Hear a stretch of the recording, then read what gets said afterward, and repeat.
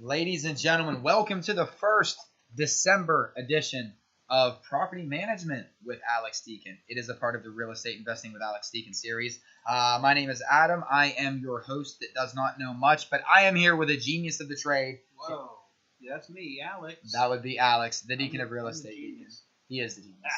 He is the genius star in this podcasting relationship here. So yeah, not even close, by the way. So now what we're going to talk about today is we're kind of kicking into the winter months here. We wanted to start with something different. We've talked about a lot of different property management topics in the past. One thing we've never really hit upon was, Alex, sometimes, maybe in the past I've done this, but, thankfully I've grown as a person. But I think, everybody in their college years, you kind of maybe run it, even if it was an apartment or something, you probably didn't leave it in the best shape. We all probably have one of those skeletons in our closet. And today I think is a great way to talk about landlord liability and, like we phrase it, landlord liability and our tenant-friendly legal system. And what we're going to do, guys, we're going to talk about what you guys will be liable for working landlording, working with a property owner, and working with a property management company. So, Alex, where would you like to start with this one? I think what prompted me to discuss this today, just because it was an email that I had sent to a property management owner, owner that we managed for one of our clients, and they had issues with how the property was left. Okay. After the tenants moved out, and quite honestly, it's a nice property, so it's a decent area. It's like a fairly high-end rental property, and they left it very clean. I mean, super clean, to be honest. There's some damage, there's some issues there, but I felt it was super clean because I've seen so much worse. So they went and looked at it, and they felt that we needed to keep some of the security deposit from tenants. Mm-hmm. And I was okay with that because there is some legitimate items in there that we should keep the money, but you got to be careful. How much you keep, and it has to be legitimate. Right. So, for example, we've had tenants leave properties with, they've left all their belongings in there, and you have to get rid of their stuff, and you have to post a notice to make sure that they've had enough time to come back and get it. Okay. So that's huge. If you don't let them know that and give them proper notice, they have a right to they can sue you for all those belongings. We've had a tenant do that because we didn't give them the proper notice. Now, the tenant I'm talking about did lose because we threw all his stuff out because we could not get a hold of him. And he obviously abandoned the unit, but he still took us to court, and I had to spend money on an attorney, had to go to court, and then our court system is so inept, they allowed him to refile the same complaint again, right? And my attorney's like, you should not be able to do this. So I had to pay my attorney to go to the court and say, hey, idiots, he already filed this complaint and won. So it's a never-ending battle in this business, not only with the tenants, but knowing the system and how you can use it in your favor, which is not very easy, and then how to deal with the court system, which is completely ludicrous, and they let the tenants get away with nearly murder. So, and it's unfair as hell, because a good example is, my daughter, who owns a couple houses, she doesn't have a whole lot of money, yet the tenant has every right to not pay their rent and then appeal the hearing that we obviously will win at the magistrate, stating that the tenant didn't pay the rent. So they appeal that, and that goes on for another 30 to 45 days. Meantime, and that can go on even further than that. Meantime, my daughter has to make a mortgage payment on the house, or she'll lose it. So the mortgage company, if you call the mortgage company and tell them, look, I'm ran out hard times and I can't make my mortgage payment, they don't care. They're not going to do anything for you at all. But the tenant cannot pay their rent or appeal the judgment and then make payments to the court, because when you appeal, you have to make payments to the court on a regular basis, but you, the landlord, have to monitor that and make sure they're making their payments. And it's just a circus. It's a circus. So that's why it's so important to buy a better quality property versus, a property that's in an area that you're not going to get a high quality tenant. Yeah. It really is. I think it makes all the difference. And so when we say, kind of like, landlord liability in our tenant-friendly legal system, let's kind of dig into that a little deeper too, because I know we all have an idea on like how people can leave an apartment or a house or a home, duplex, part of a duplex, whatever they're renting out. But it can get really expensive, really, really. I mean, I've seen it with my own eyes in other people's places.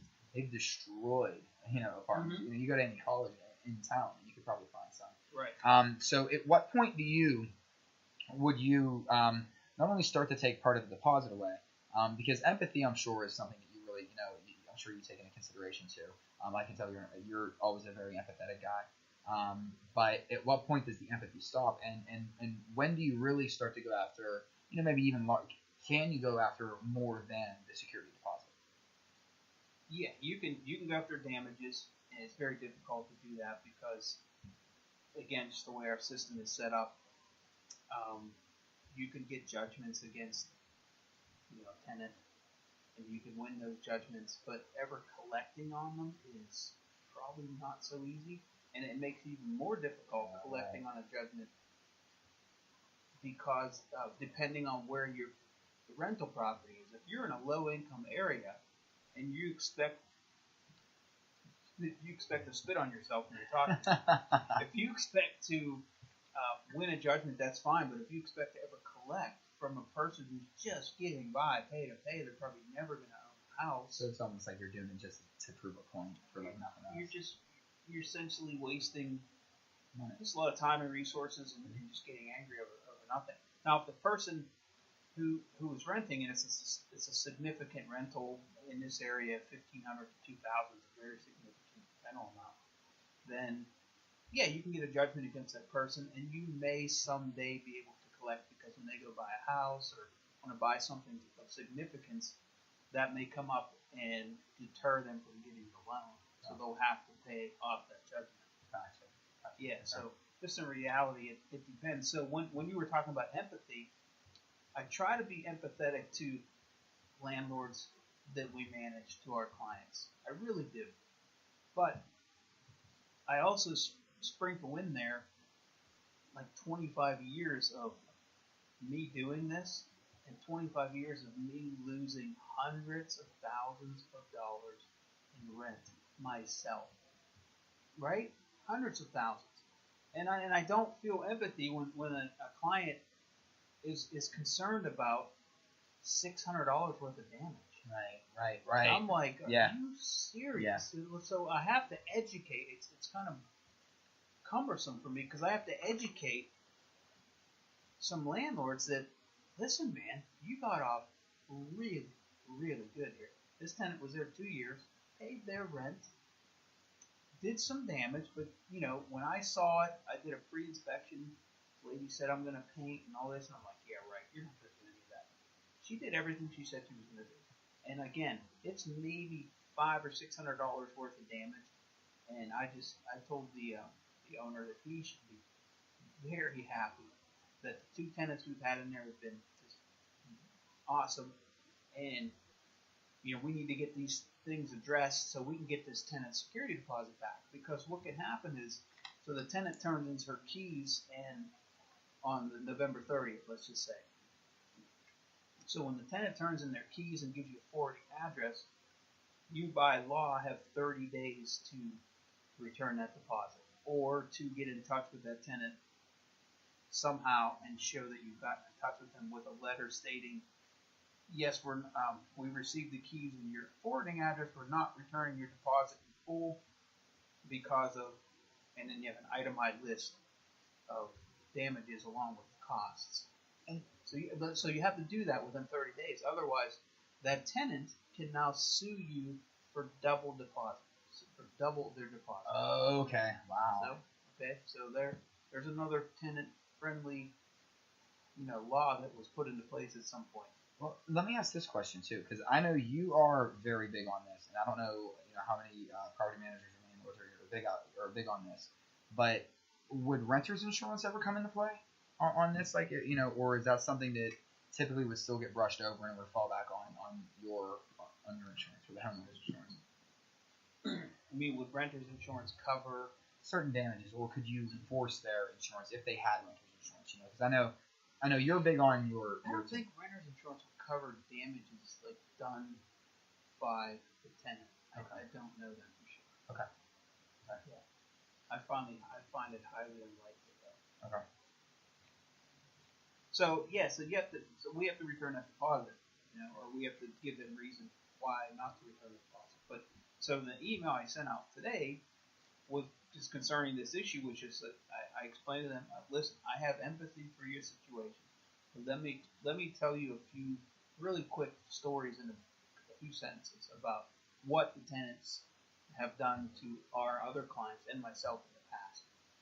$15,000 worth of damage, not paying rent for 8 months, maybe a combination of both, causing havoc in the neighborhood because of just issues, and you have neighbors calling you, and the HOA association calling you, maybe other tenants if it's a multi-unit building calling you. That's how bad it can be. Where this tenant did $600 worth of damage. I said, listen, let's do this. Give me the authority to go fix everything. I will go get everything fixed. We will take that money from their deposit, and then let's get this thing listed for sale because they want to sell it. I said, and I broke it down per day.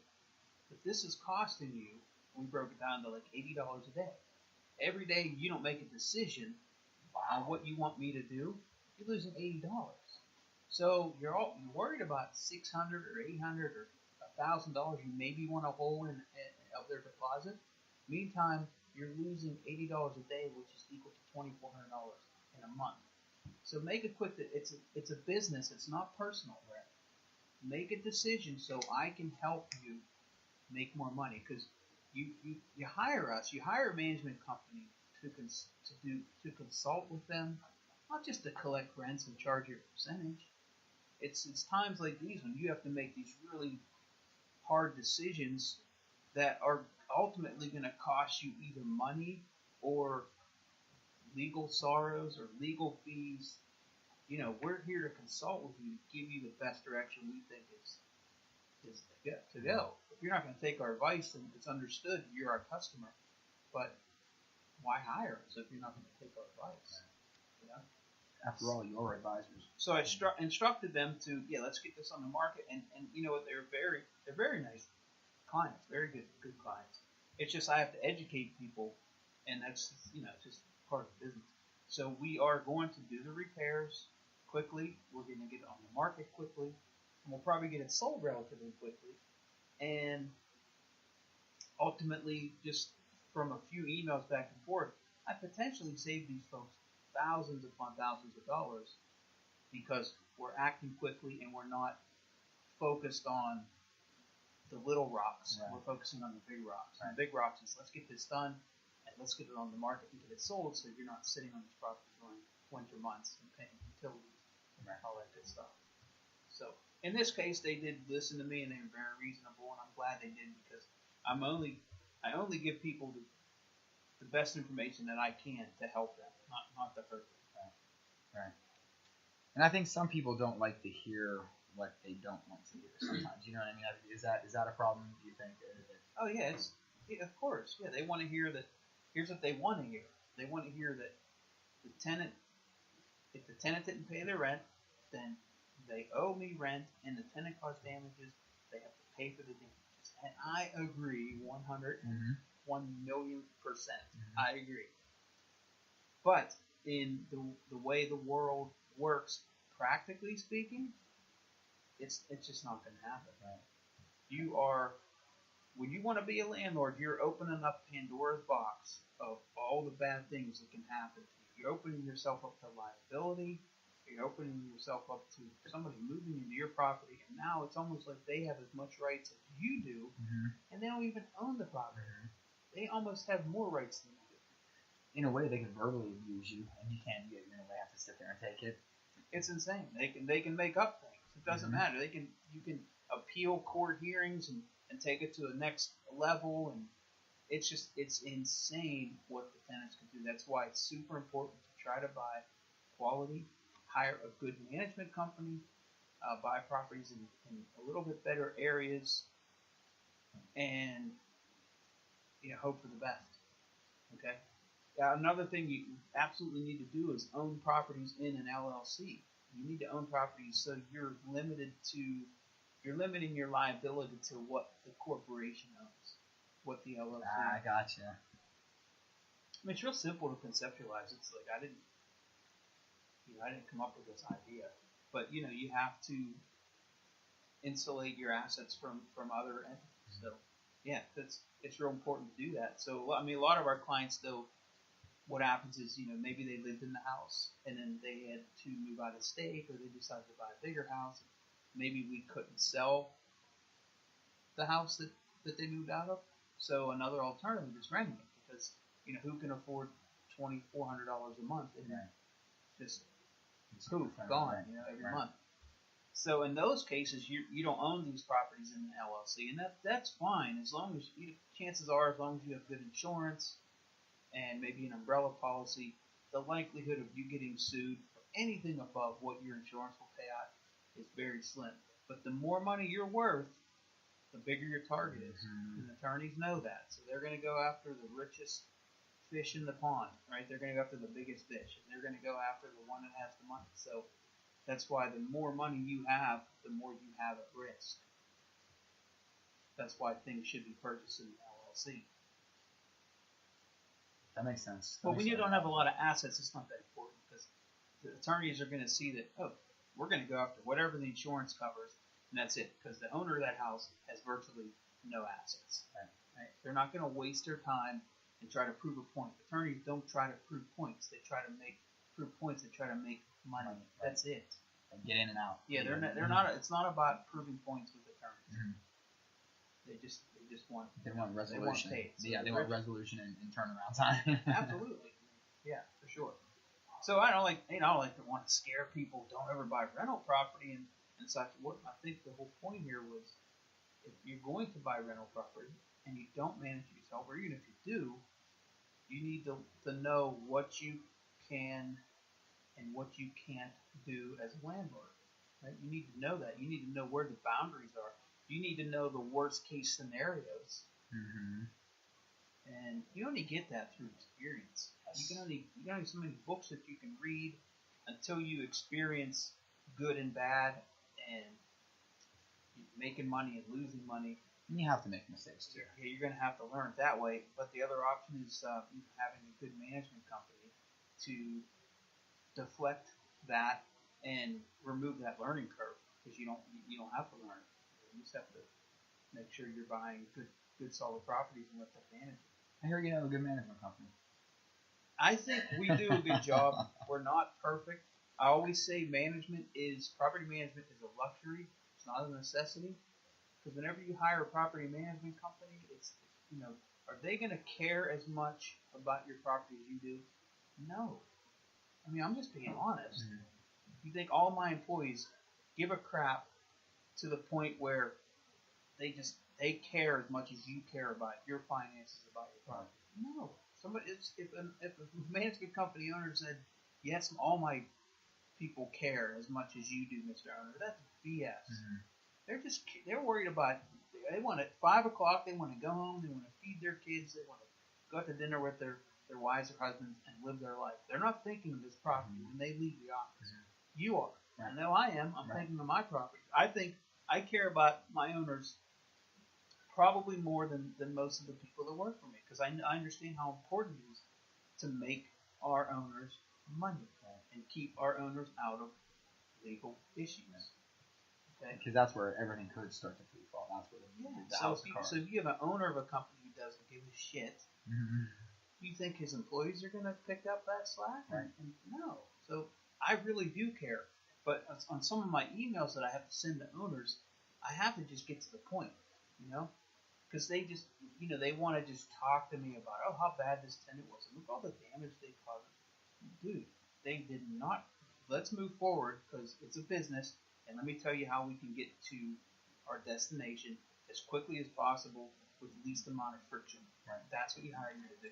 Point A to point B as fast as you can. Yeah. Let me explain to you how it works, and let me do my job. If you don't want to, then I understand. But if I can't help you, I don't want to represent you.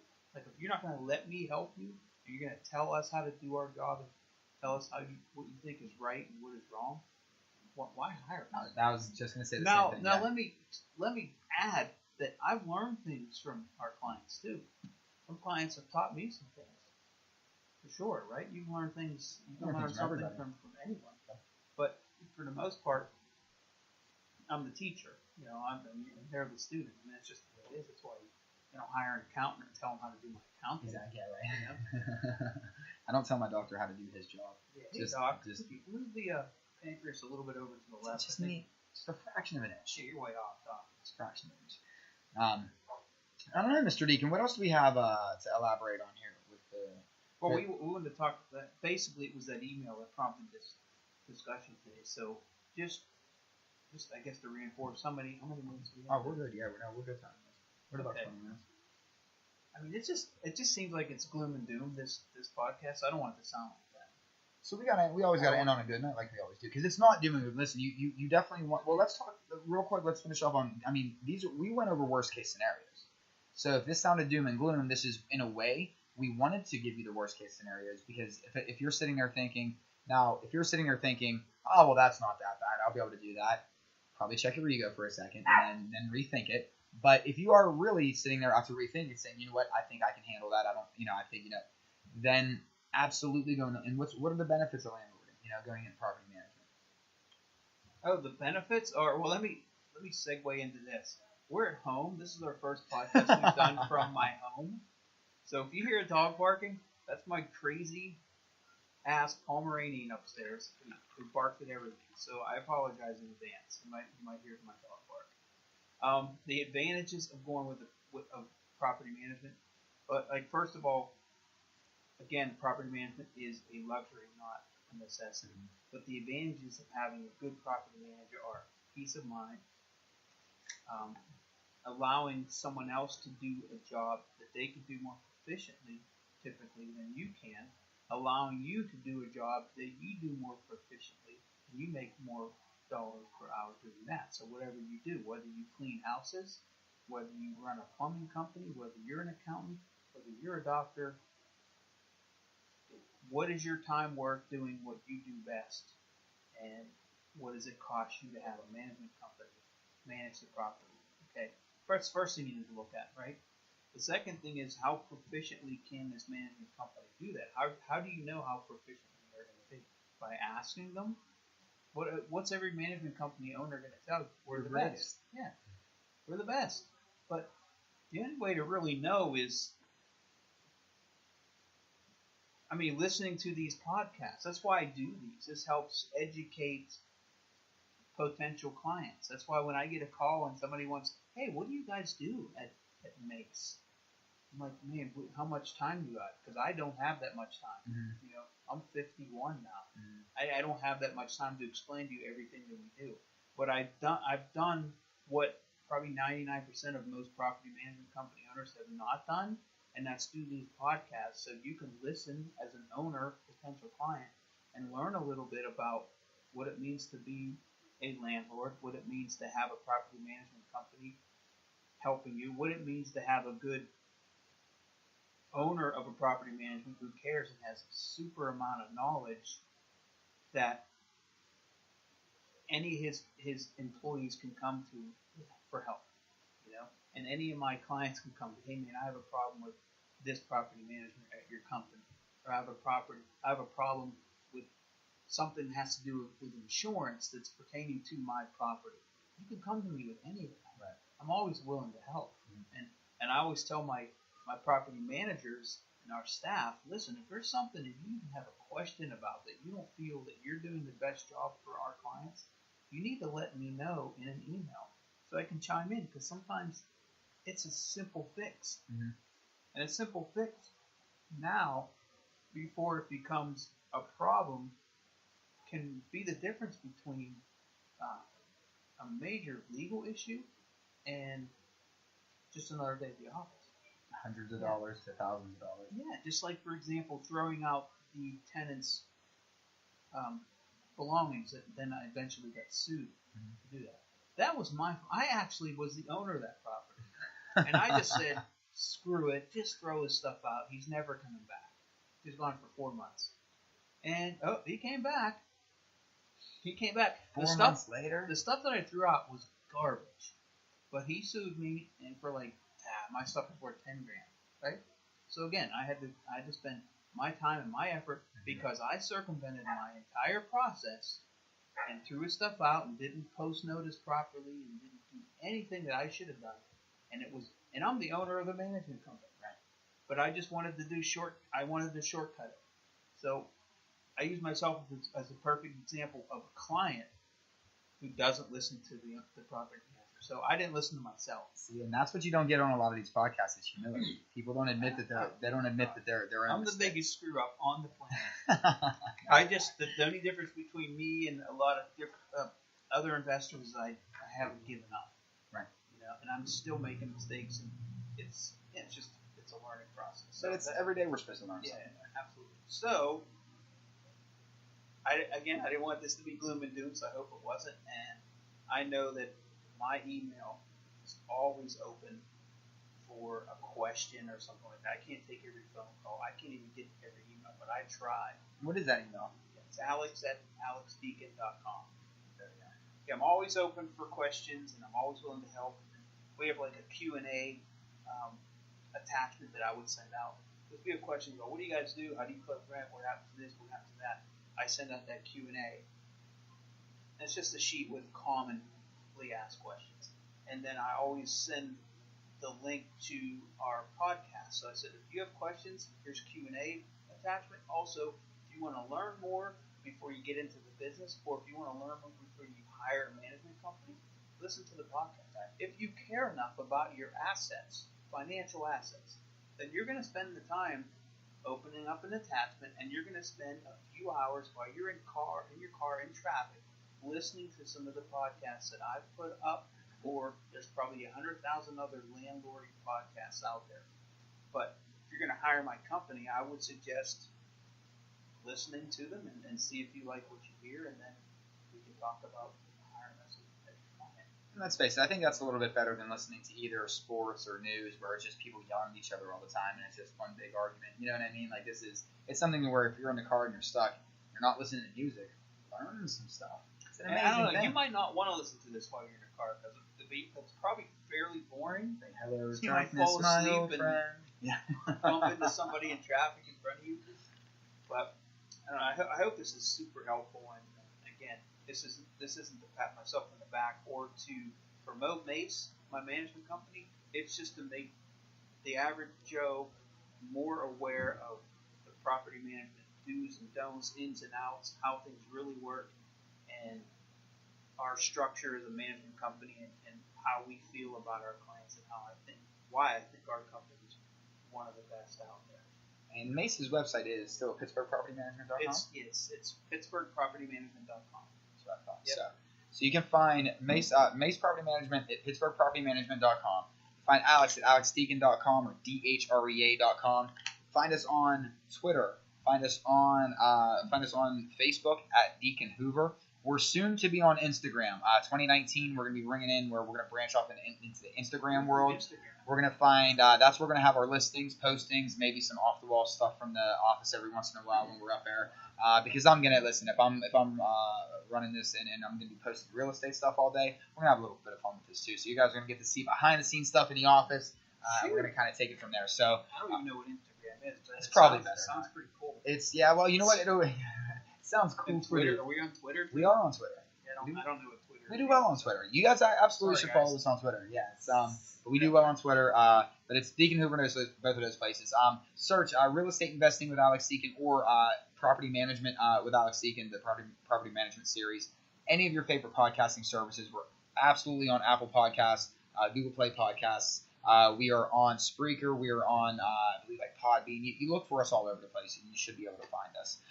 For Alex, for myself, I am Adam, and for everyone else at MACE Property Management and Deacon-hoover Real Estate Advisors, we thank you so much, and here's to a little bit warmer of a December.